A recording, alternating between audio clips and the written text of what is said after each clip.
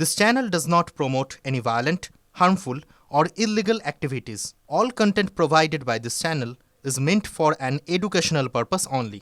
দেখছেন TV 9 Bangla news top 9 নিয়ে আপনাদের সঙ্গে রয়েছে আমি মধুকল্পিতা। এই মুহূর্তে আমাদের নজর রাখতে হবে চন্দ্রকোনার দিকে, কেননা সেখানে থানার ভেতরে বসে রয়েছেন বিরোধী দলনেতা শুভেন্দু অধিকারী। পুরুলিয়া থেকে ফেরার পথে শুভেন্দু অধিকারীর কনভয়ের সামনে বিক্ষোভ। চন্দ্রকোনা রোডে তৃণমূলের বিরুদ্ধে গাড়িতে হামলার অভিযোগ বিরোধী দলনেতার। দোষীদের অবিলম্বে গ্রেফতারের দাবিতে চন্দ্রকোনা রোড ফাঁড়িতে রণংদেহী শুভেন্দু অধিকারী। দুটো ছবি দেখতে পাচ্ছেন, একদিকে দেখুন যে মুহূর্তে সেখান দিয়ে কনভয় বেরোচ্ছিল সেই মুহূর্তে ছবিটা আপনাদেরকে দেখাচ্ছি, আর অপরদিকে বিরোধী দলনেতা তিনি একেবারে থানার ভেতরে ঢুকে রণংদেহী মেজাজে সেই ছবি।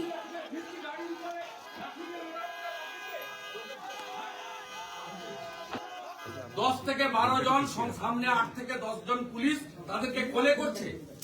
কাঠের বাটাম, মোটা বাঁশ। আস্তে আস্তে আমার সামনের গাড়িটা আর পরেরটা দুটো ব্ল্যাক স্করপিওর উপর দমাদম।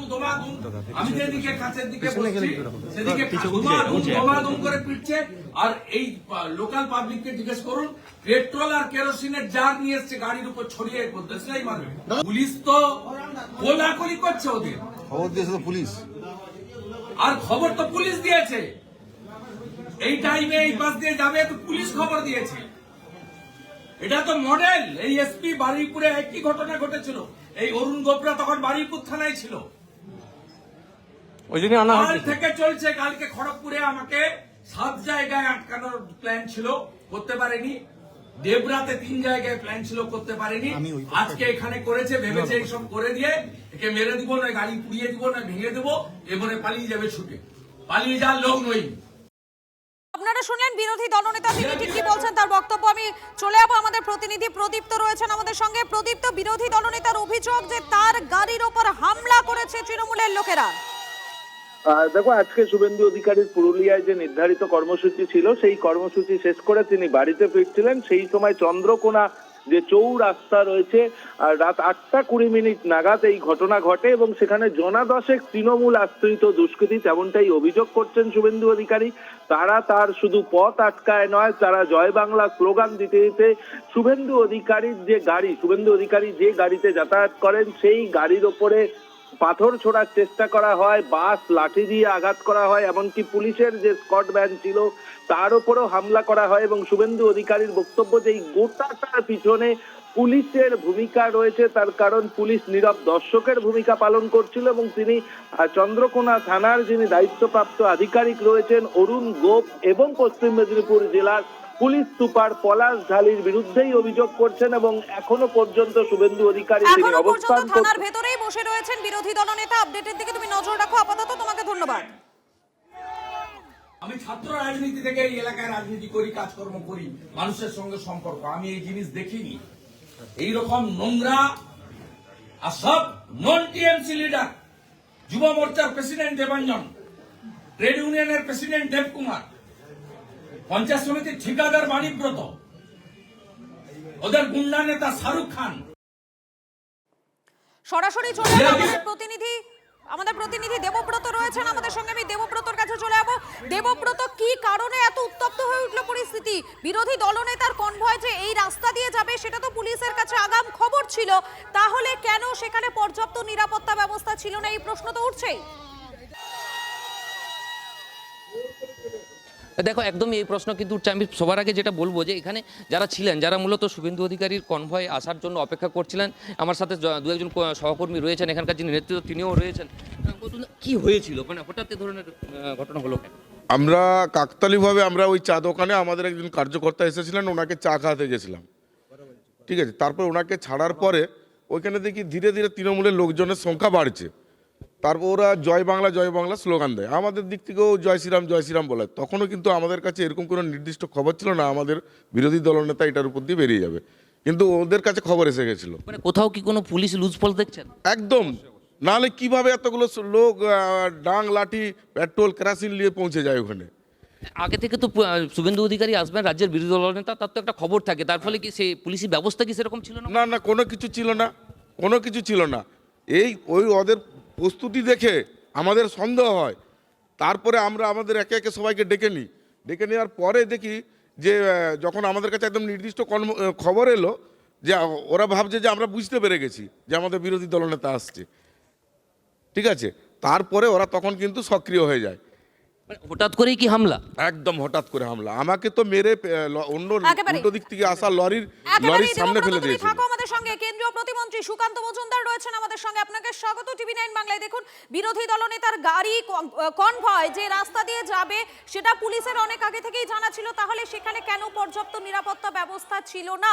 এই প্রশ্ন তো বারবার উঠছে, কারণ এখনো বিরোধী দলনেতা তিনি থানার ভেতরেই বসে রয়েছেন, তিনি বিক্ষোভ দেখাচ্ছেন।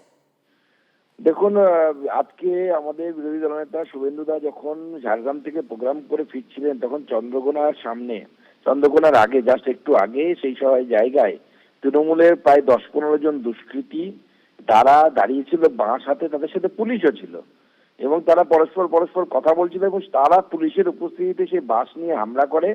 এবং আমাদের ওখানকার স্থানীয় কার্যকর্তারা জানিয়েছে, আমার শুভেন্দুদার সাথে কথা হয়েছে ফোনে, তারা জানিয়েছেন যে সেখানে নাকি পেট্রোল, কেরোসিন এগুলোও মজুত করা ছিল।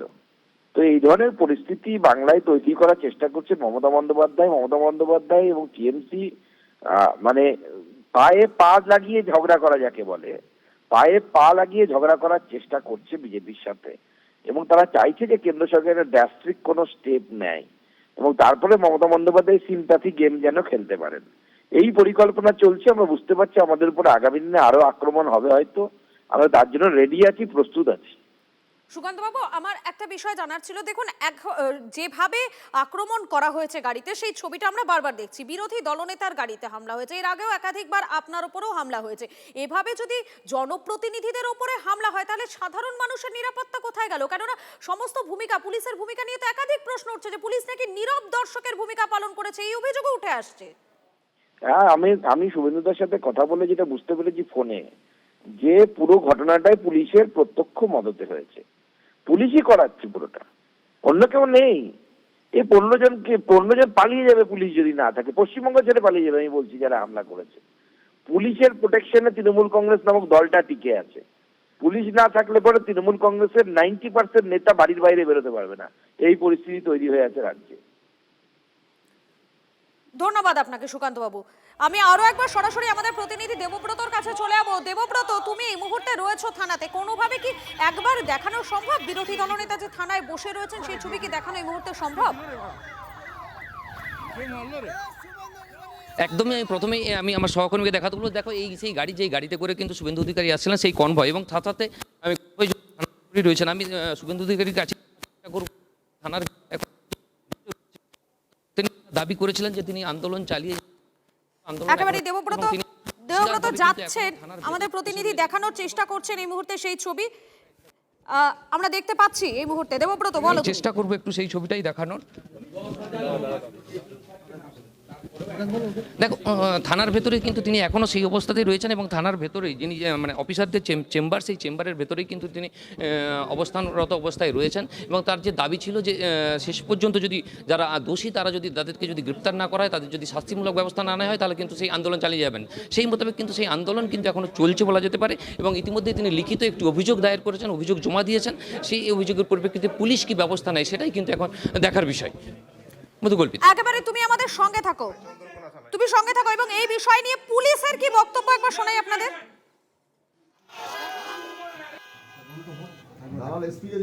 ভিডিও তো দেখা যাচ্ছে যে পুরো সেই জমায়েতের খবর আপনাদের কাছে ছিল, থানার থেকে তো মাত্র 200 মিটার দূরে। কমপ্লেন জমা দিয়েছি, আমরা তদন্ত করব। আমরা বলছি আমরা একটা কমপ্লেন পেয়েছি ওনার কাছ থেকে, কমপ্লেন আমরা তদন্ত করব অ্যাজ পার ল যা স্যার কমপ্লেন দিয়েছেন। আমরা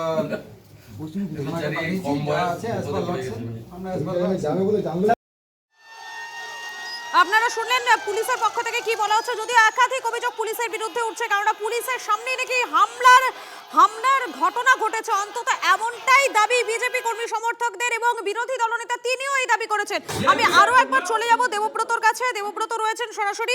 দেবব্রত, এই মুহূর্তে থানার ভেতরে বিরোধী দলনেতা তিনি বসে আছেন, তিনি বলছেন যতক্ষণ পর্যন্ত না দোষীদের গ্রেফতার করা হচ্ছে তিনি সেখানেই থাকবেন। একদমই দেখো সেই মোতাবেক কিন্তু এখনও কিন্তু যেহেতু পুলিশি ব্যবস্থা, পুলিশের পক্ষ থেকে এখনও সেরকম কোনো ব্যবস্থা গ্রহণ করা হয়নি বলে আমরা যেটা জানতে পারছি, এবং তাই তিনি থানার ভেতরে রয়েছেন এবং তার একটাই দাবি যে যতক্ষণ না দোষীরা কিন্তু গ্রেপ্তার হচ্ছেন বা শাস্তিমূলক ব্যবস্থা নেওয়া হচ্ছে তাদের বিরুদ্ধে, ততক্ষণ কিন্তু তিনি আন্দোলন চালিয়ে যাবেন। সেই মোতাবেক কিন্তু তিনি থানার ভেতর থেকে কিন্তু এখনও এক পাও বাইরে বেরাননি। একদিকে যেমন থানার ভেতরে আন্দোলন চলছে, ঠিক পাশাপাশি কিন্তু থানার বাইরে ব্যারিকেডের বাইরে একদম কিন্তু বিজেপি কর্মী সমর্থকরা সেই আন্দোলন চালিয়ে যাচ্ছেন, এবং এই আন্দোলন যে দীর্ঘস্থায়ী হবে সেটা কিন্তু এই বিজেপি কর্মী সমর্থক যে প্রস্তুতি সেটা কিন্তু দেখে কিন্তু কিছুটা বোঝা যেতে পারে। এবং এক কথায় বলতে পারি যে দাবি তিনি করে আসছেন প্রথম থেকে, সেই দাবি মোতাবেক কিন্তু আন্দোলন কন্টিনিউ চালিয়ে যাওয়ার কথা তিনি বলে রেখেছেন। এবং যেহেতু থানার ভেতরে রয়েছেন একদম তিনি, তাই আমি সেই ছবি এই মুহূর্তে তোমাকে দেখাতে পারছি না বা কথা বলতে পারছি না। আমি চেষ্টা করব, তাও একবার ভেতরে যাওয়ার চেষ্টা করব, যে দাদার সাথে যদি কথা বলা যায় সেই কথা বলার একবার চেষ্টা করব, যদি একবার আমি দাদার সাথে কথা বলার চেষ্টা বলতে পারি। একেবারে দেবব্রত আমাদের প্রতিনিধি এই মুহূর্তে থানার সেই জায়গাতে, থানার ভেতরে যাওয়ার তিনি চেষ্টা করছেন যেখানে বিরোধী দলনেতা বসে রয়েছেন। আপনারা দেখতে পাচ্ছেন এই মুহূর্তে দুটো ছবি দেখাচ্ছে, একদিকে শুভেন্দু অধিকারীর কনভয়ে যে মুহূর্তে হামলা হয়েছিল সেই মুহূর্তের ছবিটা দেখাচ্ছি আপনাদেরকে, অপরদিকে থানায় অবস্থানে বিরোধী দলনেতা শুভেন্দু অধিকারী। দুটো ছবি দেখতে পাচ্ছেন। যেমনটা অভিযোগ করা হচ্ছে পুরুলিয়াতে, সেখানে তার আজকে কর্মসূচি ছিল, সেই কর্মসূচি থেকে ফেরার পথে শুভেন্দু অধিকারীর কনভয়ের সামনে বিক্ষোভ, এমনকি চন্দ্রকোনা রোডে তৃণমূলের বিরুদ্ধে গাড়িতে হামলার অভিযোগ করেছেন বিরোধী দলনেতা, এবং তারপরেই তিনি সেখান থেকে সোজা চলে আসেন চন্দ্রকোনা থানায়।